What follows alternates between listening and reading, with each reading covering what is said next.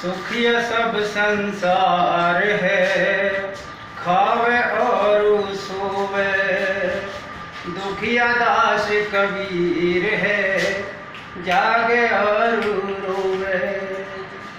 देखिए, आपका उत्तम शिक्षा सदन सैदपुर में आपका हार्दिक स्वागत है। इस चैनल पर हम आपके लिए आज लाए हैं एक मज़ेदार वीडियो, जिसमें हम संख्याओं के बारे में बात करेंगे।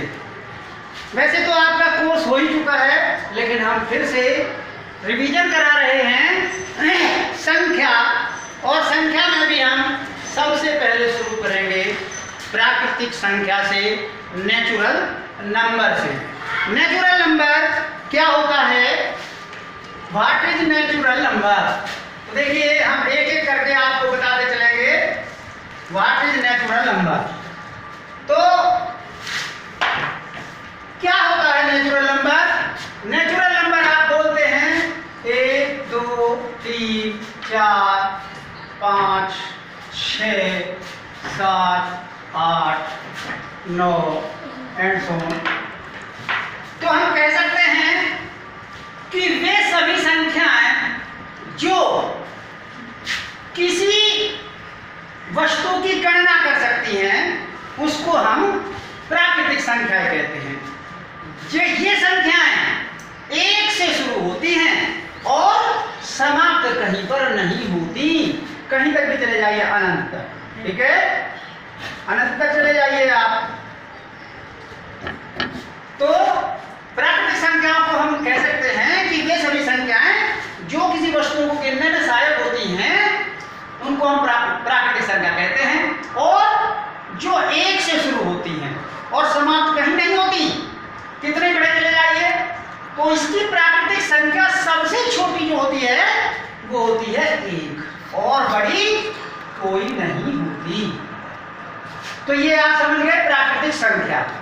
अब इसी में आता है आपका पूर्ण संख्या। क्या आता है? पूर्ण संख्या। तो पूर्ण संख्याएं क्या होती है भाई? अब वे सभी प्राकृतिक संख्या जिसमें हम यदि शून्य को सम्मिलित कर दें, किसको सम्मिलित कर दें?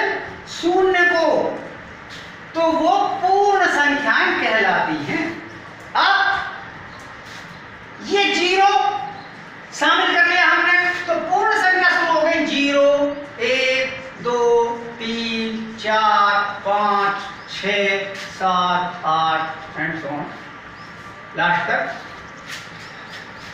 ये भी समाप्त कहीं नहीं होती हैं, लेकिन पूर्ण संख्या में 0 सम्मिलित कर लिया जाता है बस। अब इस 0, ये जो 0 है, ये पूर्णांक जो है उदासीन पूर्णांक है। कैसा है? उदासीन पूर्णांक इसको बोलते हैं हम। क्यों बोलते हैं इसे उदासीन पूर्णांक? ना तो इसका जोड़ में कुछ अंतर पड़ता है और ना ही इसका कोई घटाने का अंतर पड़ता है। 0 जोड़ेंगे कोई अंतर नहीं पड़ेगा, 0 को घटाएंगे कोई अंतर नहीं पड़ेगा। तो ये 0 हमारा उदासीन पूर्णांक है। लेकिन इसका रोल आगे चल के क्या है कि यदि हम इस 0 में किसी भी संख्या की गुणा कर दें, कितनी बड़ी संख्या हो, तो उत्तर आपका 0 ही आएगा। इसका गुणा में कितना बड़ा रोल होता है। इसी प्रकार से भाग में यदि हम 0 का भाग किसी भी संख्या में देते हैं, तो इसका अंश वर्ग आपका अनंत आएगा। समझे?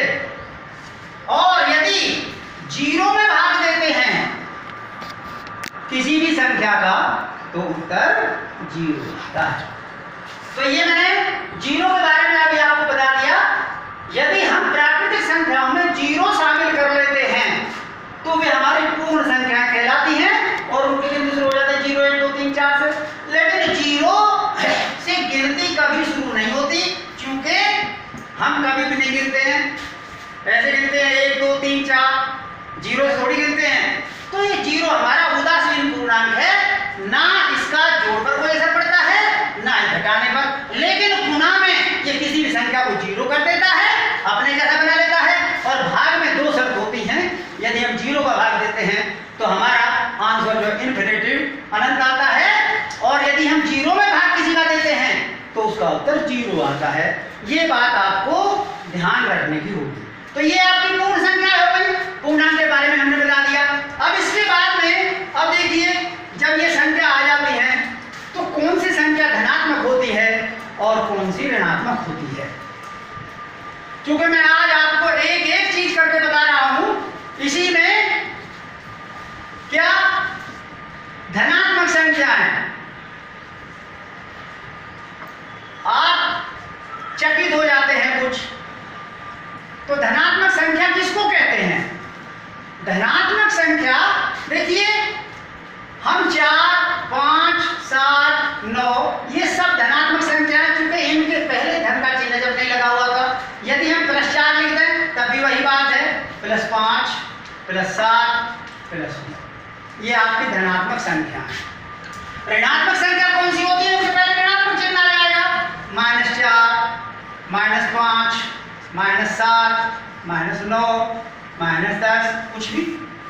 अब ऋणात्मक और धनात्मक संख्या आप समझ गए, धनात्मक संख्या और ऋणात्मक संख्या है।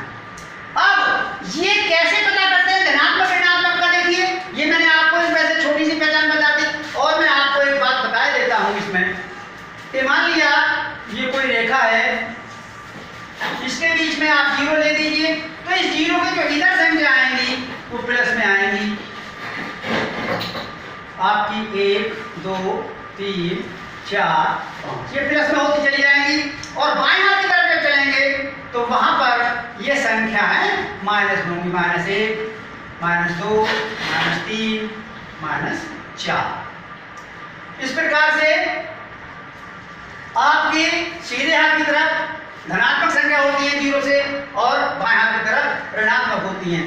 यदि इसी में हम ऊपर की ओर चलते हैं तो यहाँ पर हमारी जो संख्या वो धनात्मक होती है, 1, 2, 3, 4, 5 आदि।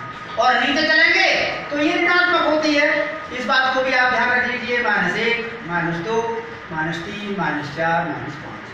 तो इस संख्या में मैंने आपको आगे तक ये बात बता दी है कि कैसे ऋणात्मक और कैसे धनात्मक होती है। धनात्मक के आगे कोई चिन्ह ना हो वो धनात्मक ही है, और लगा दे धनात्मक तो धनात्मक है ही है।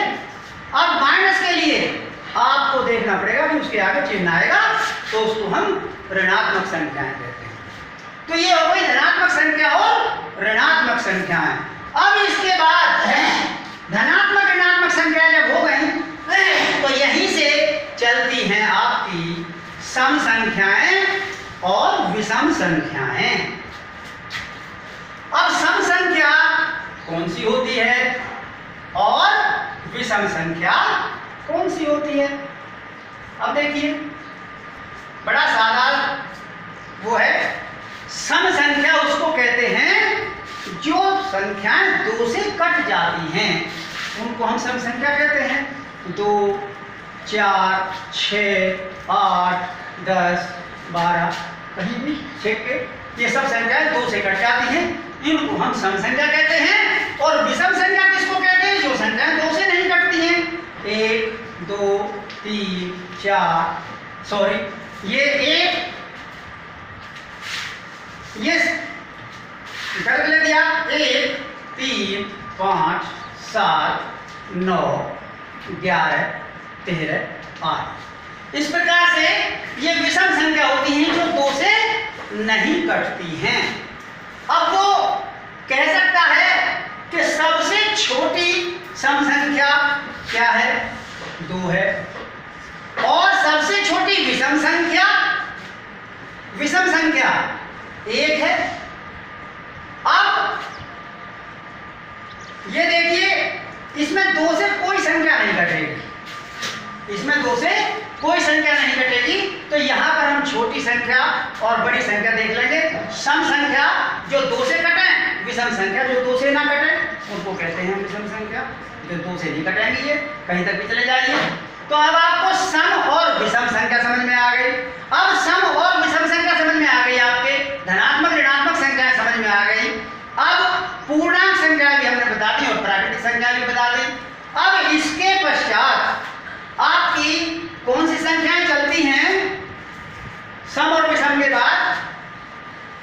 आपकी आती हैं भाज्य और अभाज्य संख्याएं। क्या आती हैं? भाज्य एवं अभाज्य।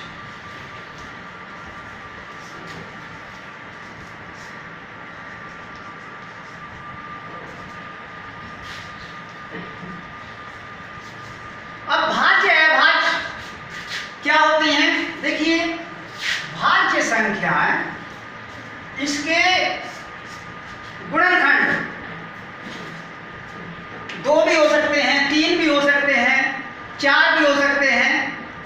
तो जो संख्या कट जाती है अपने और एक के अतिरिक्त किसी से भी, तो उसको हम भाज्य संख्याएं कहते हैं। जैसे मान लिया आपने कह दिया भाई 2, 4, 6, या इसमें आपको 9 भी ले दिया, 8 भी ले दिया, 10, ठीक है।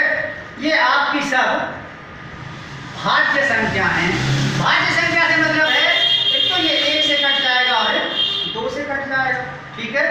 अब ये भाज्य संख्या भी है, अभाज्य भी है। अभाज्य ये सबसे छोटी संख्या, चूंकि इसके यही 2 हैं, 1 और 2। अब 4 के 1, 2 और 4 हैं। 6 के 1 से भी कटेगी, 2 से भी कटेगी, 3 से भी कटेगी और 6 से भी कटेगी। इसी प्रकार से 9 है, 1 से कट जाएगी, 3 से कट जाएगी और 9 से कट जाएगी। तो 2 से ज्यादा जब गुणनखंड हो जाते हैं किसी भी संख्या के, तो वो संख्या भाज्य संख्या कहलाती है। तो सबसे छोटी भाज्य संख्या क्या होगी? वो 2 होगी, 1 नहीं होगी, क्योंकि 1 का तो गुणनखंड केवल 1 ही तो होता है, दूसरा गुणनखंड नहीं है। तो ये अभाज्य संख्या, ये जो है भाज्य संख्या, आप समझ गए कि जिसके 2 से ज्यादा टुकड़े हो, तो ये अभाज्य जो हो गई, ये अभाज्य भी है। और अभाज्य में सबसे छोटी संख्या 2 है। अब समझ गए होंगे आप। अब अभाज्य संख्या क्या है? अभाज्य में केवल और केवल 2 ही गुणनखंड उसके होते हैं, जो मैंने अभी आपको बताया था। इसके 1 और 2, केवल 2 ही गुणनखंड होंगे, इसलिए हम इस 2 को सबसे छोटी अभाज्य संख्या बोलते हैं, 1 को नहीं बोलते। अब इसके पश्चात क्या है? जैसे 3 है, 3 के बाद 5 है, 5 के बाद 7 है। अब 9 नहीं है, क्योंकि 9 के तो आपके गुणनखंड हो जाएंगे 1, 3 और 6। या अब ये आपकी अभाज्य संख्या हो गई। 7 के बाद आपकी संख्या आएगी 11 और 11 के बाद 13। इस प्रकार से लिखते चले जाइए। तो उसमें ये देखना है कि इसके 2 से ज्यादा गुणनखंड नहीं होंगे। अभाज्य संख्या केवल और केवल उसको कहते हैं जिसके 2 ही गुणनखंड हों, जैसे इसके हुए 2 के। तो यहाँ पर अभाज्य संख्या सबसे छोटी 2 है हमारी, 1 नहीं है, जो मैंने पहले बताई थी। 1 का तो गुणनखंड ही 1 है। यदि हम इसी परिभाषा को लेकर चले कि 1 से और स्वयं से कट जाए, वो संख्या अभाज्य होती है, तो हमारी फिर 1 हो जाएगी, क्योंकि 1 से भी कट रही है, अपने आप से भी कट रही है। लेकिन उसके 2 गुणनखंड नहीं है, इसलिए वो अभाज्य संख्या 1 नहीं 2 है, सबसे छोटी अभाज्य संख्या। अब अभाज्य में आप ये देख लीजिए कि एक तो वो संख्या स्वयं हो और एक से तो सभी कट जाती है, एक वो स्वयं है ही उसकी, तो कोई भी संख्या डबल नहीं होगी। अब कुछ भैया कहते हैं 15, तो 15 नहीं भाई, 15 से तो 1 से भी कट जाएगी, 3 से भी कट जाएगी, 5 से भी कट जाएगी और 15 से भी कट जाएगी। इसके तो 4 गुणनखंड हो जाएंगे, इसलिए ये जो है आपकी अभाज्य संख्या। तो अब आप भाज्य और अभाज्य संख्याएं समझ गए होंगे कि भाज्य क्या होती है, अभाज्य क्या होती है। भाज्य संख्याओं के 2 से ज्यादा गुणनखंड हो जाएंगे, जैसे 4 के, 6 के, ये मैंने किए हैं। अभाज्य में 2 से ज्यादा किसी के नहीं होंगे। 3 को लेंगे तो इसका देखिए, इसके कितने होंगे? केवल 1 और 3, और नहीं होगा। कोई हो तो बताइए। 5 में भी 1 और 5 और कोई नहीं। 7 में भी ऐसे ही भाई 1 हो जाएगा 7 हो जाएगा और कुछ नहीं। ऐसे 11 में 1 और 11, 13 में 1 और 13। तो इस प्रकार से इनको हम अभाज्य संख्याएं कहते हैं। तो आपने प्राकृतिक संख्या सीखी, प्राकृतिक के पश्चात आपने धनात्मक संख्या सीखी, ऋणात्मक संख्या सीखी और पूर्णांक सीखे, पूर्ण संख्या। अब इसके पश्चात आपने भाज्य संख्या सीखी, अभाज्य सीखी, सम और विषम संख्याएं सीखी। इसके अलावा भी कुछ संख्याएं होती हैं जो हम आपको आज क्लियर करके चलते। देखिए आप इन संख्याओं को, ये छोटी छोटी बातें हैं, आपको याद होनी चाहिए कहीं भी खड़े होने के लिए। कुछ भैया ये समझते हैं कि वैसी बातें तो याद हैं और उनको फिर भूल जाते हैं। तो अब आता है आपका परिमेय संख्या। क्या आता है? परिमेय संख्या। तो परिमेय संख्या देखिए, आपकी परिभाषित इसको इस प्रकार से कर सकते हैं कि कोई भी संख्या जो अंश और हर के रूप में लिखी जा सके, अंश और हर। अब जैसे मान लिया 1/2, तो ये आपकी परिमेय संख्या है। आप ऐसे भी कह सकते हैं कि a/b के रूप में लिखी जा सके, उसको कह सकते हैं, या x/y के रूप में लिखी जा सके। तो हमने ये क्लियर पहले कर दिया, जो संख्या अंश और हर के रूप में लिखी जा सकती है उसे हम परिमेय संख्या कहते हैं।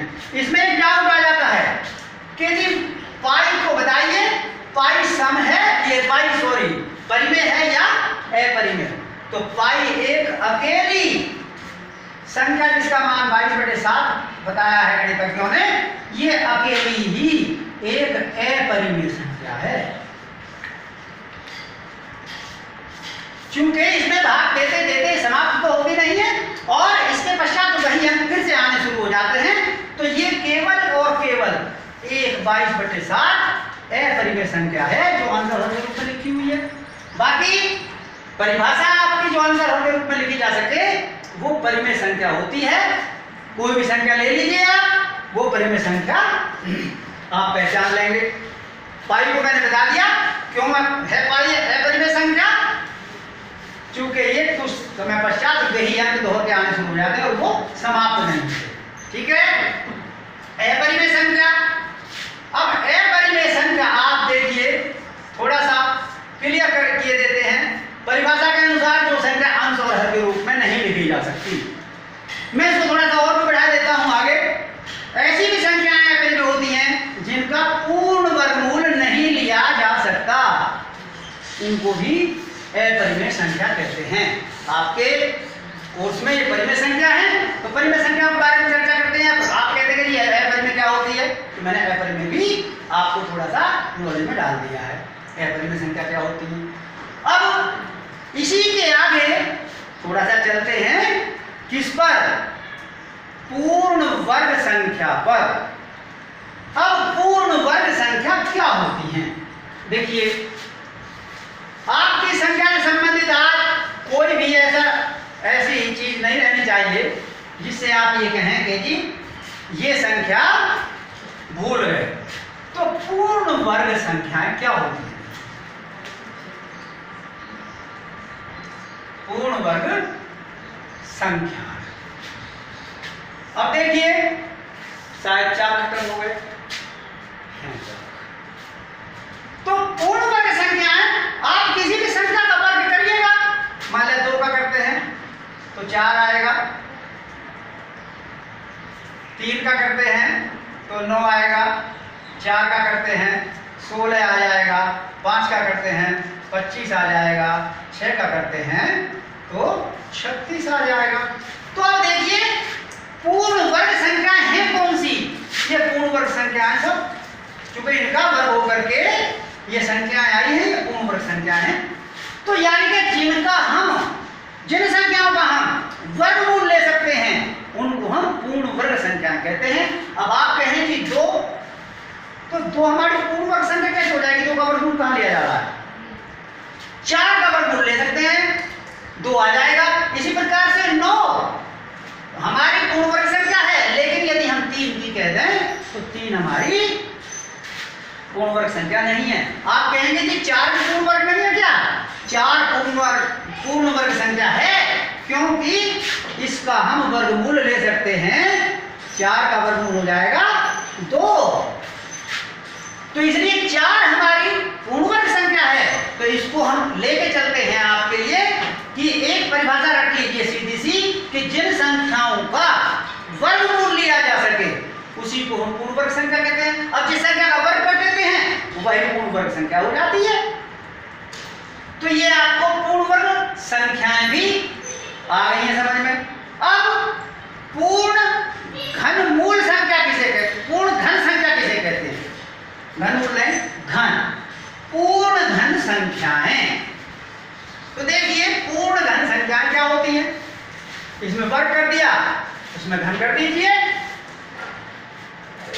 पूर्ण घन संख्याएं, अब आप जानते हैं इनका घन करते चले जाइए। भाई 1 का घन तो 1 ही होगा, 2 का 8 हो जाएगा, 3 का 27 हो जाएगा, 4 का 4 चौक 16 चौका 64 हो जाएगा है, और 5 का 5 पंजे 25 पंजे 125 हो जाएगा, 6 का 6 छक 36 छक का 216 हो जाएगा। तो अब इसकी परिभाषा भी इसी प्रकार से बन सकती है। कैसे? कि वे सभी संख्याएं जिनका घनमूल लिया जा सके पूरा का पूरा, उसको हम पूर्ण घन संख्याएं कहते हैं। अब पूर्ण वर्ग संख्या जो होती है वो हमेशा पूर्ण वर्ग संख्या हमेशा प्लस में ही होगी, चाहे माइनस का वर्ग करें चाहे प्लस का करें, क्योंकि माइनस माइनस की गुना प्लस में आती है। अब इसमें घनमूल में घन जो होती है संख्या, मान लिया हम -2 का घन करते हैं तो इसका 2 दूनी 4 दूनी 8 क्या आ जाएगा? -8 आएगा, क्योंकि जब -2 गुना -2 गुना -2 करते हैं तो यहाँ तो आ गया आपका +4, लेकिन जब इसमें गुना -2 करेंगे तो ये -8 आ जाता है। तो वर्ग तो हमेशा प्लस में आता है किसी भी संख्या का, और घन ये देखना पड़ता है। यदि संख्या माइनस में है तो उसका घन भी माइनस में ही आता है। तो ये आपकी हो गई पूर्ण घन संख्याएं। तो अब आपको संख्या संबंधित कोई भी सवाल यदि पूछना है तो आप पूछ सकते हैं। मैंने लेकर के नेचुरल नंबर से यानी प्राकृतिक संख्या से और पूर्ण संख्या से लेकर के सम संख्या, विषम संख्या, भाज्य संख्या, अभाज्य संख्याएं और आपकी धनात्मक संख्याएं, ऋणात्मक संख्याएं और शून्य का मैंने आपको महत्व बता दिया कि शून्य जोड़ने और घटाने में कोई अंतर नहीं पड़ता। ये उदासीन पूर्णांक है, लेकिन गुणा करने पर 0 कर देता है और भाग करने पर इसकी 2 शर्तें होती हैं। यदि हम 0 का भाग करेंगे तो उत्तर इन्फिनिटिव अनंत आएगा, और यदि हम 0 में किसी संख्या का भाग करेंगे तो आंसर आपका 0 आएगा। 0 का भी मैंने महत्व बता दिया, धनात्मक संख्या बता दी, ऋणात्मक संख्या बता दी, सम संख्या बता दी, विषम संख्या बता दी, आपके लिए भाज्य और अभाज्य बता दिया, पूर्ण वर्ग संख्या बता दी और पूर्ण घन संख्या बता दी। और पूर्ण संख्या में कोई दिक्कत नहीं है, सभी प्राकृतिक संख्याएं पूर्ण संख्या हो सकती हैं। सभी प्राकृतिक संख्याएं पूर्ण संख्या हो सकती है क्या? नहीं हो सकती। सभी पूर्ण संख्याएं प्राकृतिक संख्या नहीं हो सकती, लेकिन जो मैं पहले कह रहा था घबराने की बात नहीं, सभी प्राकृतिक संख्याएं पूर्ण संख्या जब होगी जब 0 उसमें सम्मिलित हो जाएगा, तो सभी प्राकृतिक संख्या पूर्ण संख्या नहीं हो सकती। पूर्ण संख्याओं के लिए एक मैंने शर्त बता दी कि यदि उसको 0 सम्मिलित कर लें तो हमारी वो पूर्ण संख्या बन जाती है। और पूर्ण ये 0 जो है वो पूर्णांक उदासीन होता है, जिसका जोड़ने घटाने पर कोई भी अंतर नहीं पड़ता। गुणा भाग का मैंने तरीका बता दिया। तो अब आपको इस विषय से संबंधित कोई भी सवाल यदि करना है तो आप पूछ सकते हैं। सम, विषम, भाज्य, अभाज्य, धनात्मक, ऋणात्मक, पूर्ण घन या पूर्ण वर्ग संख्याएं कोई भी आप पूछ सकते हैं। अब आपको जो भी सवाल इन संख्याओं संबंधित पूछना हो आप कमेंट्स करिएगा।